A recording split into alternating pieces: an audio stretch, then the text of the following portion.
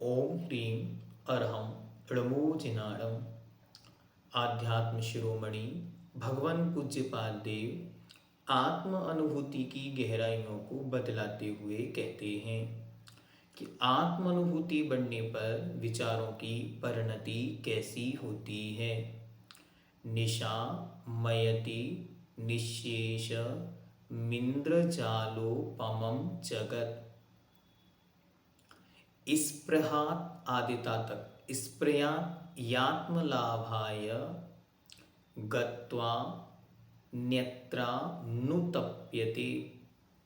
निशामयति निशेष मिन्दजालोपमं जगत्। स्पृहयात्मलाभाय गत्वा नित्यानुतप्यते। एक एक शब्द अच्छी तरह देखें। निशा मयति निशेष मिंद्र जालो पमम जगत। स्पृहयात्म लाभाय गत्वा न्यत्रानुतप्यते। निशेषम, शेष मतलब होता है थोड़ा सा, और निशेष अर्थात संपूर्ण। जब समस्त संपूर्ण जगत मतलब संसार इंद्रजालोपमम इंद्रजाल की तरह निशार, इंद्रजाल मतलब इंद्रधनुष या मायाजाल, मायाचारी जो जादूगरों के द्वारा दिखलाया जाने वाला जो प्रोग्राम होता है उसकी तरह, इंद्रजाल की तरह निशार निशामयति दिखाई देते लगता है। तब आत्मलाभाय आत्मस्वरूप पाने के लिए स्पृहति अर्थात अभिलाषा होती है। उस समय यदि अन्यत्र अर्थात उनका मन अन्यत्र मतलब कहीं और गत्वा जाता है तो अनुतप्यते अर्थात अत्यंत संतप्त व्याकुल होता है। जब किसी जीव को आत्म अनुभूति बढ़ती है, आत्मा के आनंद की गरिमा बढ़ती है, तब वह जीव को यह जगत कैसा लगने लगता है, जैसे कोई माया जाल है, जैसे इंद्रधनुष है। माया जाल होने पर क्या होता है, तमाशा दिखाने वाला तमाशा दिखाता है। सब चीजें दिखती तो हैं लेकिन वास्तविकता में होती नहीं है। तो ऐसे ही उसे ये सारा संसार दिखाई देने लगता है। और जैसे जैसे आत्म स्वभाव की अनुभूति इच्छा बढ़ने लगती है, वैसे वैसे उसका मन अगर कभी किसी निमित्त से कदाचित अन्यत्र जाता भी है तो अनुतप्यते, बहुत अधिक व्याकुलता उत्पन्न होती है, घबराहट होती है कि अरे ये कहाँ चला गया, अर्थात मन यहाँ वहाँ ना भटके, ऐसी स्थिरता पर वह काम करता है। एक एक शब्द देखें। निशेषम अर्थात समस्त जगत संसार इंद्रजाल उपमम अर्थात इंद्रजाल की तरह निशार निशामयति दिखाई देने लगता है। तब आत्मलाभाय आत्मस्वरूप पाने के लिए स्पृहयति अभिलाषा होती है। उस समय यदि अन्यत्र मन अन्यत्र गत्वा जाता है तो अनुतप्यते संतत्व व्याकुल होता है। परम परम अनंत सुख तथा शांति संतोषदाता अपनी आत्मा का अनुभव जब आत्मा को आता है तब आत्मा को लुभावने वाला वह पुत्र मित्र स्त्री तथा इंद्रियों के विविध प्रकार के विषयों से भरा हुआ संसार ऐसे ही धोखा देने वाला असार दिखाई देता है। जैसे बाजीगर मतलब जादू दिखाने वाले का अपना तमाशा दिखाते समय अपनी जादू से बना बना कर रुपयों का फलों का ढेर दिखा देता है, परंतु वास्तव में वह कुछ भी नहीं होता।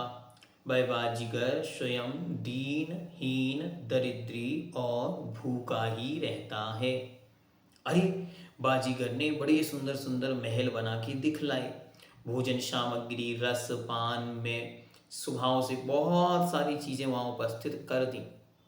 और जैसे ही जादू का शो खत्म हुआ, वो अपनी कटोरी लेकर वो अपनी टोपी को उल्टा करके भिक्षा मांगने लगा। अरे, लोग आश्चर्य में पड़ गए, जब तूने इतना सब कुछ बनाया था तो अपने लिए भोजन बना लेता, जब तूने इतना सब कुछ बनाया था तो अपने लिए भोजन, अपने लिए रुपया पैसा बना लेता। लेकिन बाद में पता चलता है कि यहाँ कुछ भी स्वभावगत नहीं था, ये सब तो मात्र क्या था, भ्रमजाल था। ऐसे ही भ्रमजाल में वह जो आत्मानुभवी जीव है वो जानता है ये संसार कैसा है, सो यह संसार एक भ्रमजाल के समान है। यहाँ वास्तविक ओरिजिनल कुछ भी नहीं है। यहाँ जो कुछ भी बाहर में दिखाई दे रहा है वह सब कुछ एक भ्रम है। और जैसे ही जैसे वह भ्रम दूर होगा, अपने अनुभव की अनुभूति से उसे सब कुछ समझ में आने लगेगा।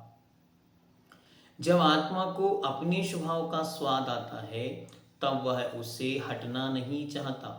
यदि कुछ देर के लिए उस ओर हटता भी है तो उसे बहुत व्याकुलता होने लगती है। जैसे मछली को पानी से दूर कर जाने पर, बाहर जाने पर तब तड़फ कर बेचैनी होती है, फड़फड़ाने लगती है।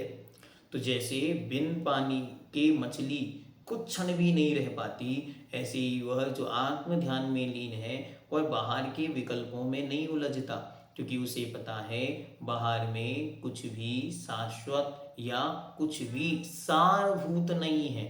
यहाँ जो कुछ है वह सब कुछ नश्वर है और नियम से नाश को प्राप्त होने वाला होने से ये यथार्थ और वास्तविक नहीं है। बार बार वह बारह भावना आदि का चिंतन करके अपने परिणामों में और निर्मलता और विशुद्धि बढ़ाता है और संसार की असारता का चिंतन करता है। संसार की असारता के चिंतन के लिए श्रावक को चाहिए प्रतिदिन 12 भावनाओं का चिंतन करे। बीज राख फल भोगवे आदि जो वैराग्य भावना है, इसका रोज रोज पाठ करे और चिंतन करे।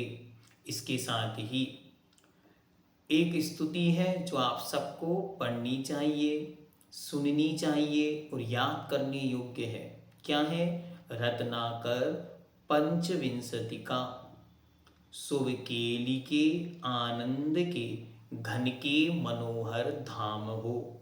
ये अच्छी तरह आपको देखकर और इसे याद कर लेना चाहिए, इसे पढ़ना चाहिए, सुनना चाहिए। इसका एक एक शब्द आपको अपने हृदय को छूने के लिए मजबूर कर देगा और इससे वैराग्य अनंत गुना बढ़ेगा।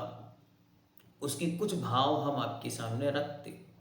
उसमें उन्होंने कहा कि हे भगवान, यद्यपि आप हमारी सारी गलतियां जानते हैं, फिर भी हम आपके सामने क्यों ये सब बता रहे हैं। जैसे एक छोटा सा बालक तोतली आवाज में अपने माता पिता को सब सुनाता है, ऐसे ही आप मेरे परम पिता हैं, तो मैं आपके सामने अपनी बातें रख रहा हूँ। उन्होंने उसमें कहा, सच्छास्त्र वाक्यों से कुशास्त्रों से दबा दिया। मैंने अच्छे शास्त्रों की बातों को नहीं सुना और कुशास्त्रों की बातों को जगत के सामने प्रकाशित किया। झगड़ा मचाने के लिए मम जीव पर विद्या बसी।